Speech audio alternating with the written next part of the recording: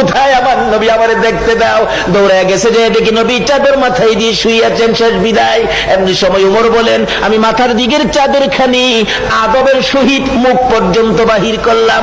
উমর বলেন, আল্লাহর কসম করে বলেন, আমি দেখি আমার নবীর এখনো দুইটা ঠোঁট নড়ে রে। আমি চোরের কাছে কানটা লাগাইয়া শুধু আমার নবী এখনো উম্মতি উম্মতি বলে কান্দে।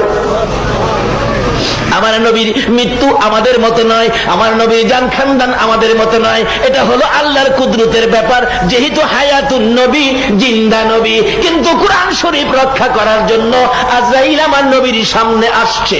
আল্লাহু আকবার বলেন। কিন্তু ব্যথায়, উম্মতের ব্যথায় ব্যথিত নবীর সামনে যখন বসলেন, আমার নবী চোখের পানি ছেড়ে দিয়ে কান্দে, আজরাইল আমি যদি আজকে বিদায় হয়ে যাই রে, আমার তিন উম্মতের কে দেখবে।